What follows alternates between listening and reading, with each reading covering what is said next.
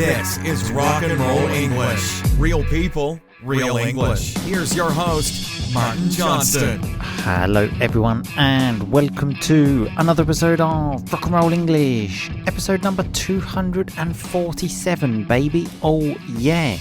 In today's episode, I speak to Dan the Man. Yes, that's right, he is back. And we talk about superstitions in the UK. Okay? Now, before we start, I want to tell you something very important. Okay? Just remember, all of the information I get for these shows comes from websites. Okay?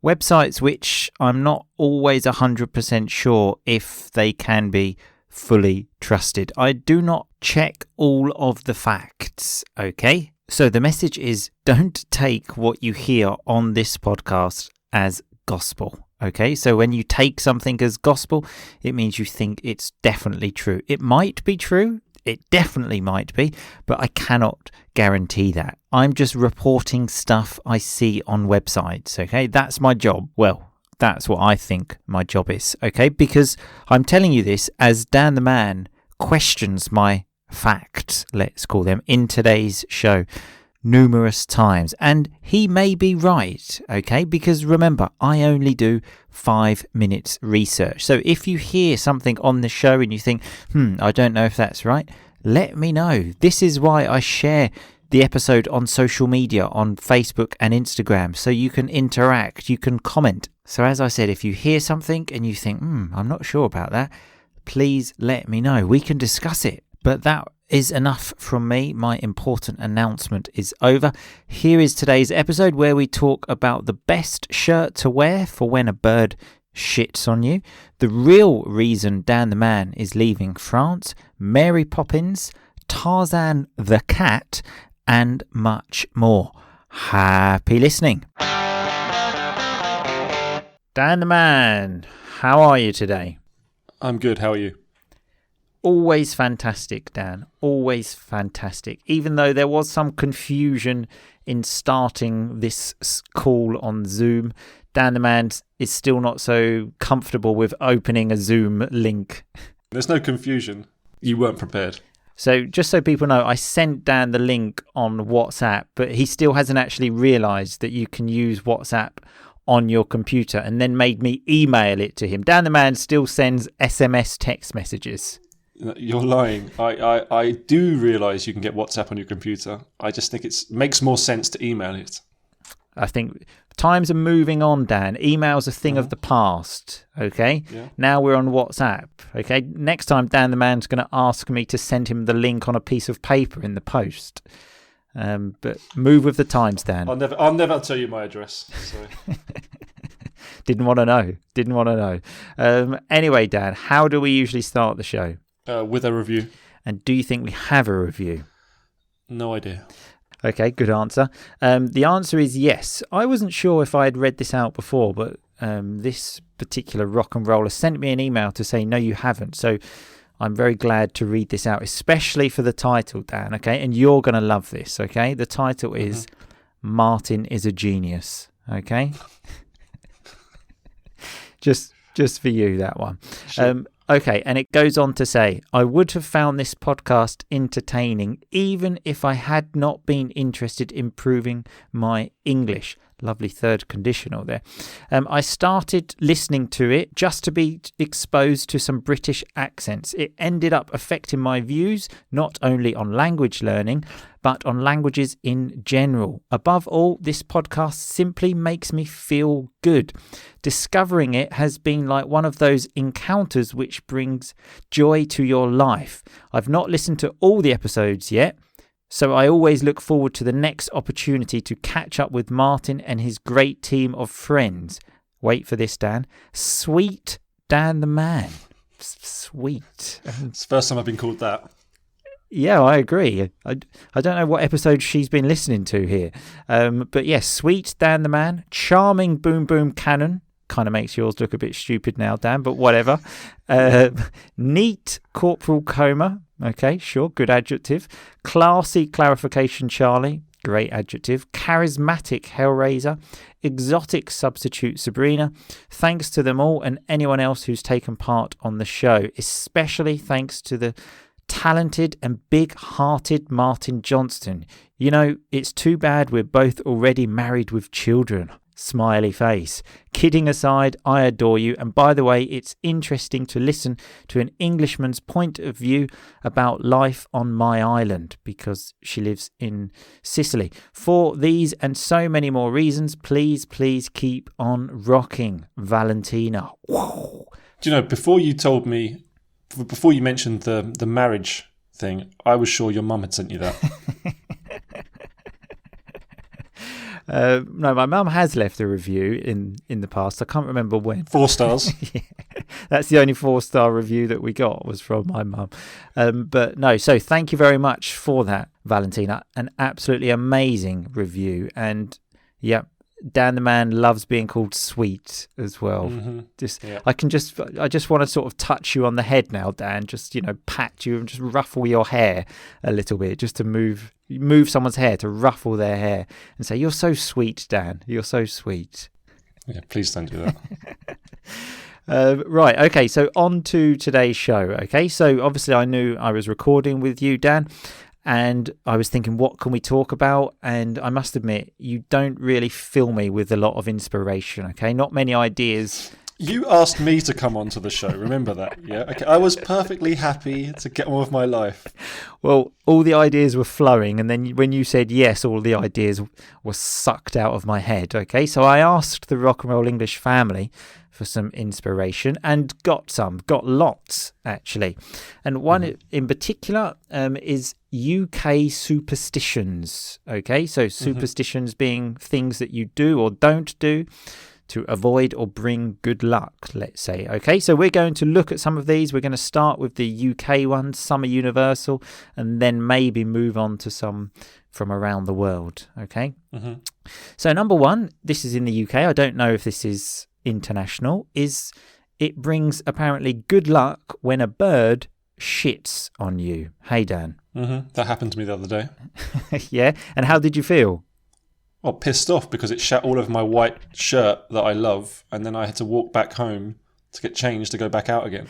Well, at least bird shit normally is white, isn't it? So if you're wearing a white shirt, that's the perfect shirt to be wearing on for a bird to shit on you, I think. Yeah, I'm not sure what this bird was eating, but it wasn't white.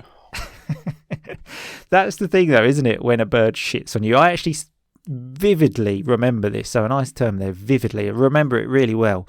When we were in primary school, actually, Dan, I don't know, I was about 7, and a bird shit on me. And obviously, I was thinking... You cried, didn't you? Never cried, Dan. I was too hard to cry. Sure. So too hard, too tough, physically tough, obviously. And obviously told the teacher, hoping the teacher could help me to get this off me. Help me. That's what 7-year-olds do, Dan, okay? Yeah, you sound really tough. Yeah, I was a bad boy. And then I remember her telling me, oh, it's good luck. And I was thinking, I couldn't give a fuck if it's good luck. I've got bird shit in my hair. Get it out. Yeah. Is that an English thing or is that a universal thing? Good question, okay? Tell us. Listeners, please let us know. So yeah, that's the first one ticked off the list. Then the next one, I'm pretty sure, again, I'm basing this on my knowledge of the world of England and Italy, so I think it's international, is that walking underneath a ladder, so under a ladder, is bad luck, okay? Do you know why this is, Dan? No idea. Well, I mean, I know, obviously, because I've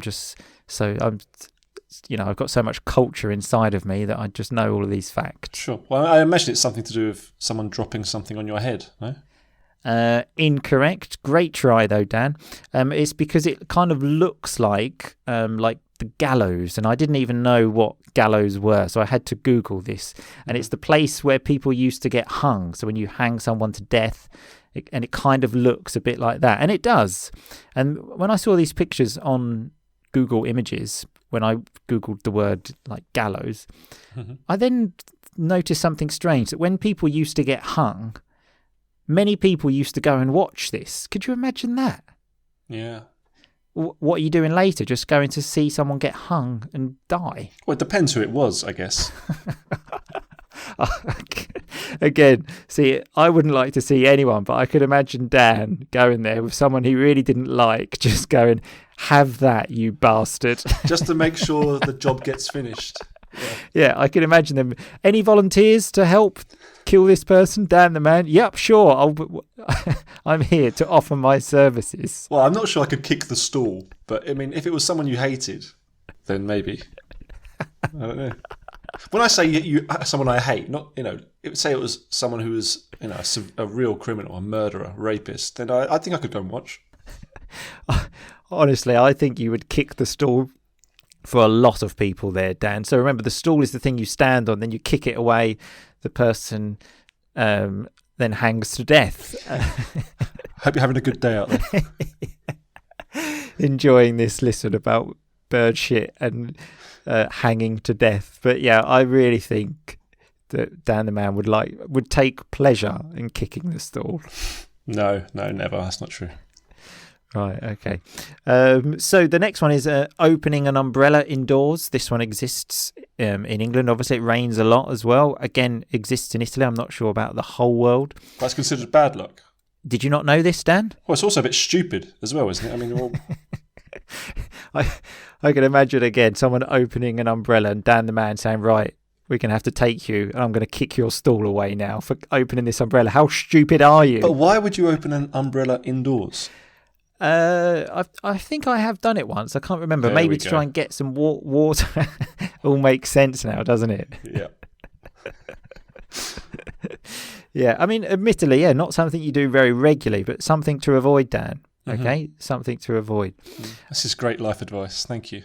Yeah, a story I've got about an umbrella, actually, again, a bit dark, is Mrs. R&R's dad has like a kind of tobacco shop, and he gets like lots of presents from people all of the time, and he had an umbrella once. He gave me the umbrella. Beautiful, big, black, and I thought, excellent, strong. That's what you need in an umbrella, isn't it? Like, and you flew away. Like Mary Poppins, yeah. I flew away. And then I opened it, and the umbrella was actually advertising a funeral parlour. So funeral parlour are the people that take care of funerals, basically. So who decided that marketing strategy? That's what I thought. Who the hell thought, well, we need to grow the business, so why don't we start making umbrellas? Well, did you use the umbrella? No, I opened it and then thought Indoors? Indoors, of course, yeah. No, I opened it and thought, you know what, I'm not sure if I want to be going around like advertising death in some ways. So there's a lot of death in this podcast, isn't there? There is. There is, actually. So maybe we should move on, which is a black cat, okay? Because in England, it's actually lucky to meet a black cat. Which in Italy, I believe, from what I understand, is actually bad luck. In France, do you know, Dan? I think it's bad luck in England with a black cat. No, it's lucky, Dan. Well, I'm not sure. Right, I've copied and pasted something from a website, and it says lucky to meet a black cat. Oh, it must be true. Okay, I'm glad that's been sorted. Okay, that's the argument over. Yeah. Okay, I stand corrected. Lovely term that I stand corrected. Obviously quite simple to understand, but a lovely term. So yeah, I mean, you may be right. But we cannot, Dan, talk about cats without having an update on Ross the cat. Now, if you don't know who Ross the cat is, if you listened to the last episode Dan the man was on, I'm sure you will remember. If you didn't, it's a cat which just keeps going round Dan the man's house. Every day. His neighbour's cat. And they don't know Dan the man has got this secret love affair with the cat. No, they know that this cat gets about and visits different people in the neighbourhood. The cat gets about. That's something like maybe you would describe someone that, let's say, has sex with a lot of people. She gets about a bit, doesn't she? Yeah, okay, that was probably the wrong wording. But actually, the other day I came outside our apartment, there's stairs that go up on the outside, and I started walking up the stairs, and this cat. That's strange, isn't it? You've got stairs that go to an apartment. That must be the only apartment in the world. No, but what I'm saying is they're on the outside of the building. So sort of like New York, they have those sort of fire escapes things. Okay, got ya. And I was walking up these stairs, and this cat was on the other side, I'd say about, I don't know, 30, 40 feet away, like on a tree, saw me, and started jumping across the cars, buildings, like Tarzan in the jungle, right? Chasing me up the stairs to beat me to the door so he could get into the apartment. Something fishy is going on here. So something fishy, something strange. Okay. The landlord came around the other day as well, and he was obviously moving to Copenhagen and whatnot. So I was talking to him about that, and then all of a sudden, Ross ran into the apartment, and we both sort of looked at it, and I said, "Oh God, this cat's a nightmare," because I thought he knew it wasn't my cat. And then he goes, "How long have you had a cat?" I went, "It's not my cat, it's the neighbour's." And he went, "Okay." And just left. I think this is the reason Dan the Man is leaving France to move to Copenhagen because of Ross the cat. They've had an argument, and Dan the Man said, "No, this is the last straw." So the last straw, the thing that's made me decide I'm leaving. It's over. The worst thing is because this cat is trying to get in all day long, like 3-4 times a day, meowing. Yeah. And the other day, I opened the door, just happened to go out, and there was a different cat there. I've never seen before. I told you this? Word has spread amongst the cats in France. They're all coming for a bit of the action now, Dan. Oh, yeah, but I don't want to, because obviously at the moment I'm living on my own before I moved to Copenhagen. I don't want to be known as the strange man with the cats.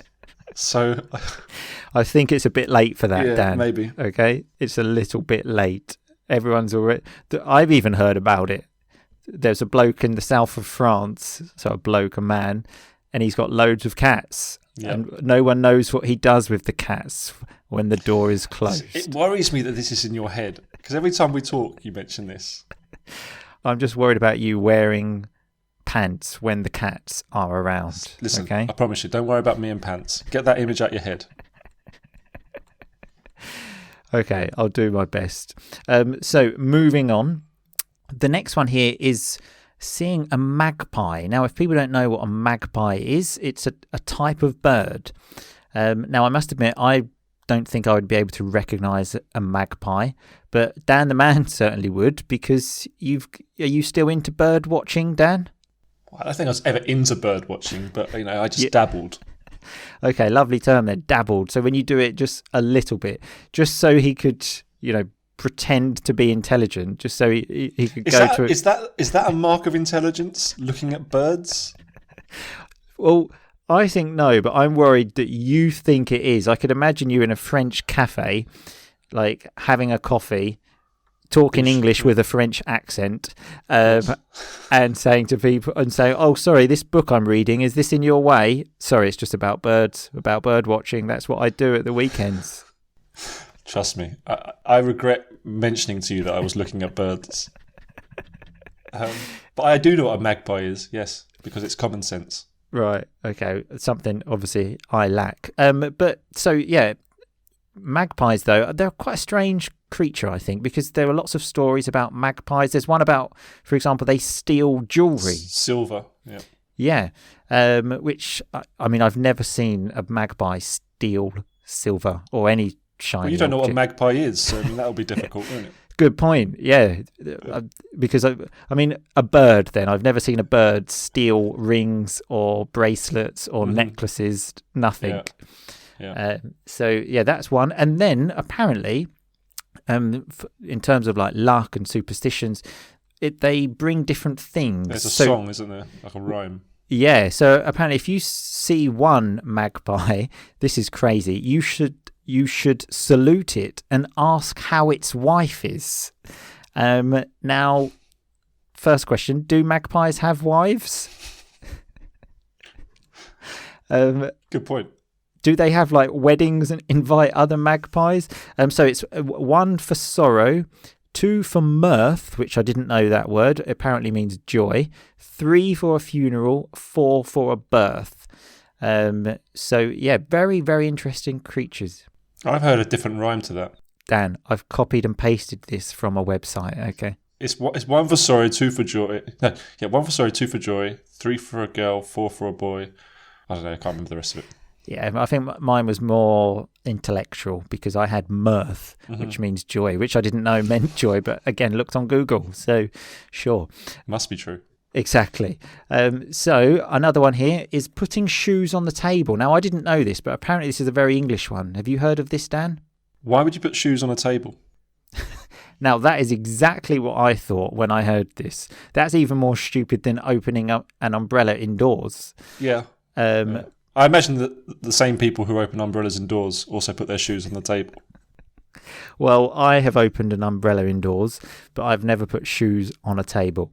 Apparently, it brings bad luck because in the old days when a miner died, so a miner working under the ground, they would put like his shoes on the table as a tribute. Now, if someone in the family dies, why would you put their disgusting shoes on the table as a tribute? Of all the ways you can sort of like represent their life, pay like a tribute to them, why would the smelly, disgusting shoes be the way? Yeah, and I bet a miner's shoes have seen some places. Exactly. Exactly what I thought. Very, very strange. But so, yeah, don't put your shoes on the table. Apparently that's an English one. And another one here in England, the number 13 is unlucky because in other countries this differs. For example, in Italy it's 17. Oh, really? In Japan it's 4, the unlucky one. But in England it's 13. And obviously I was born on the 13th. Which kind of explains maybe a few things as well. But not Friday the 13th. And do you know why the Friday the 13th is always considered unlucky? Isn't it something to do with the Catholic Church burning people or something? Well, someone from the Catholic Church called Jesus. Have you heard of him? I think I've heard of him, yeah. He was crucified on a Friday. Although, strangely enough, they called that Friday Good Friday, which is strange. But that's where it comes from. And in Italy, for example, it's Friday the 17th. I think it's something to do with the Knights Templar. I think you're wrong on that. Dan, how many more times do I have to tell you? That's it. Okay, if I find the evidence, you have to post it on this podcast, okay? Right, okay. But, well, I'm not wrong. If anything, this website that I copied and pasted this is... What is the website? I can't remember. I went on various different websites in my research. My 5 minutes research, yeah. But yeah, so that's about the number 13, which, as I said, is the date of my birthday. And speaking of birthdays, here is one which doesn't exist in England, which exists again in Italy. Is that it's very unlucky to say happy birthday too early. You can't celebrate your birthday too early, for example. Does anyone ever celebrate your birthday? Well, you know what, actually, because obviously it was my birthday recently. And a couple of days before, went downstairs to like throw out the rubbish. And then I noticed a card in the mailbox. And, you know, there are very rarely, well, an envelope, sorry. And I very rarely get letters or anything like that. And I thought, oh, God, here we go. Birthday card. Picked it up. Electricity bill. So did they have the kindness to say happy birthday, Martin? No.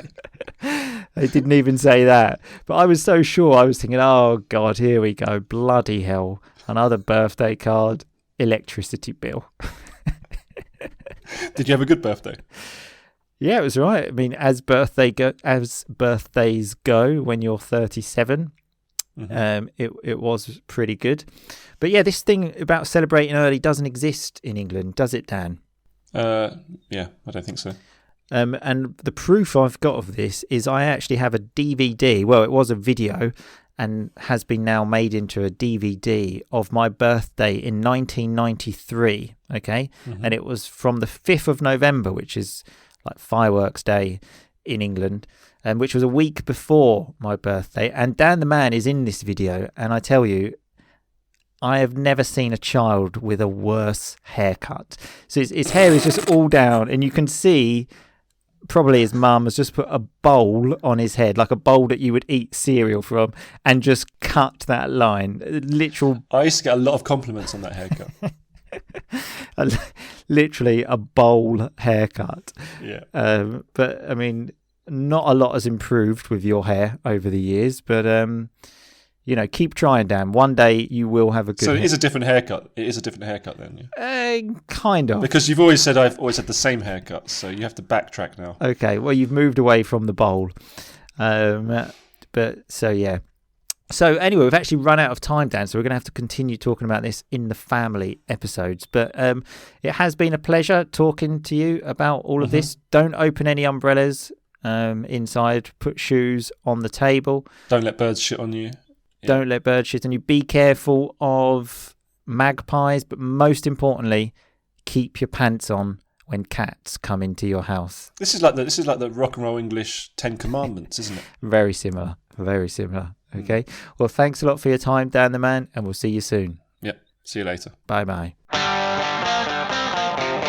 Okay, so that was Dan the Man and me speaking about UK superstitions. So let's have a look at some of that R&R vocab. At the beginning, I said after we had heard Dan the Man described as sweet, I just wanted to ruffle his hair, like what you do with children. You say, "Oh, God, you little bastard." Well, maybe you don't call a child a bastard, but you rub their hair like, get out of here. Dan the Man also used some nice vocabulary when he said that he was perfectly happy to get on with his life, so to get on with it, to continue. We had the term vividly. When I said I vividly remember, I remember really well. Dan the Man also said I stand corrected when I told him that the facts come from our website. Okay, a lovely term that I stand corrected. As I said, the meaning's very simple, but the term itself is very rock and roll. Another term I didn't mention, but a nice term, is when I mentioned the cat keeps going round Dan's house. So when the cat or anyone goes round, that means they go to your house. I could say, for example, Dan's coming round later. I don't even need to mention my house because that's what it means. We had the cat gets about. So if you get about, you move between things. We mentioned maybe sexual partners. If you get about, you have a lot of them. Maybe if someone records lots of podcasts on different shows, you can say, wow, he gets about a bit. We had the term fishy when something is not quite right about Dan the Man and Ross the cat. Something fishy is going on there. Dan also used a nice term when he said, I'm moving to Copenhagen and what not. A lovely term there. It doesn't even really mean anything, just to say, like, I'm moving to Copenhagen and all of that stuff. I'm doing all of my university work and what not. You can imagine the rest of the stuff. Dan also said that he just dabbled in bird watching. So when you dabble in something, you just kind of do it a little bit. And a nice term I used at the end when Dan asked me how my birthday was. And I said, well, as birthdays go, it was quite good. Again, I think that's quite simple to understand, but I just tried to highlight these things to you. Anyway, remember, all of the R&R vocab is on the website, rockandrollenglish.com/episode 247. I will speak to you all very soon, people, but in the meantime, just keep on rocking, baby. Thanks so much for listening to Rock and Roll English. For more great content and to stay up to date, visit rockandrollenglish.com and facebook.com/rockandrollenglish. We'll catch you next time.